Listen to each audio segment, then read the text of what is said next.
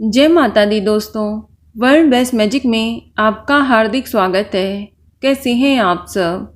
ये बताने के लिए कमेंट बॉक्स में जय माता दी जरूर लिखें। दोस्तों, अश्विन मास के कृष्ण पक्ष की अष्टमी तिथि को जीवित पुत्रिका व्रत रखा जाता है। जीवित पुत्रिका व्रत संतान के स्वास्थ्य, सुख, समृद्धि की कामना के लिए रखा जाता है। इस दिन माताएं अपनी संतान को कष्टों से बचाने और लंबी आयु की कामना के लिए निर्जला व्रत रखती हैं। दोस्तों, आज हम आपको इस वीडियो में बताएंगे कि जितिया या जीवित पुत्रिका व्रत आखिर मछली खाकर इस व्रत की शुरुआत करना क्यों शुभ माना जाता है, इसके पीछे क्या कारण है। दोस्तों, संतान की खुशहाली के लिए रखे जाने वाले व्रत जितिया में सप्तमी यानी नहाय खाए के दिन से ही नियमों का पालन शुरू कर दिया जाता है। इस व्रत को शुरू करने से पहले अलग अलग क्षेत्रों में खान पान का अपनी क्षेत्रीय परंपरा है। ऐसी मान्यता है कि इन चीज़ों के सेवन से व्रत शुभ और सफल होता है। आपको बता दें कि संतान की खुशहाली और उसकी लंबी आयु की कामना के लिए जितिया व्रत रखा जाता है। उत्तर प्रदेश, बिहार के मिथिलांचल सहित पूर्वांचल और नेपाल में काफ़ी लोग इस व्रत को करते हैं।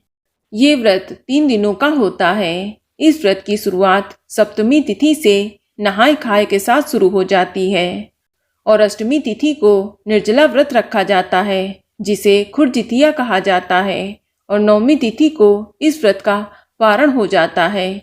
इसी के साथ जितिया व्रत की समाप्ति हो जाती है। दोस्तों, इस व्रत को शुरू करने को लेकर अलग अलग क्षेत्रों में खान पान की अपनी अलग अलग परंपरा है। इस परंपरा के अनुसार बहुत से क्षेत्रों में जितिया व्रत की शुरुआत में मछली खाकर इस व्रत को शुरू करना शुभ माना जाता है। आपको जानकर ये हैरानी होगी, लेकिन जितिया एक ऐसा व्रत है जिसमें मांसाहारी चीज का सेवन करके व्रत शुरू किया जाता है।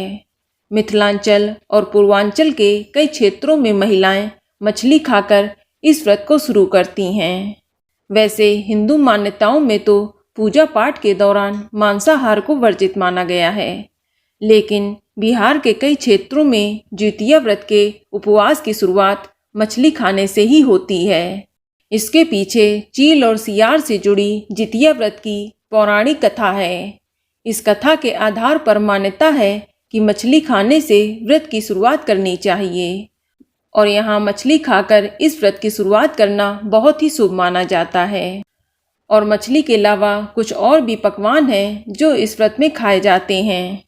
इस व्रत में गेहूं के आटे की रोटी की बजाय सुबह मरुआ के आटे की रोटी बनाई जाती है और इसी का सेवन किया जाता है। इसे शुभ माना गया है। ये परंपरा सदियों से चली आ रही है। दोस्तों, बिहार के मिथिलांचल में कई जगहों पर मरुआ के आटे की रोटी के साथ मछली खाने की परंपरा है। साथ ही झिंगनी की सब्जी भी खाई जाती है।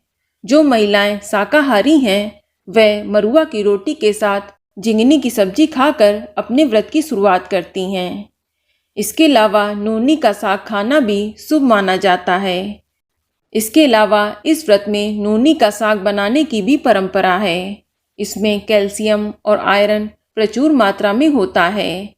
ऐसे में इसे लंबे उपवास से पहले खाने में कब्ज आदि की शिकायत नहीं रहती है और पाचन भी ठीक रहता है।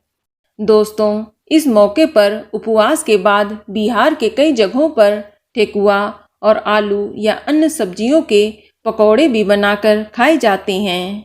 इसके अलावा चावल, दाल, मौसमी सब्जी और इन पकौड़ों के साथ उपवास खोला जाता है।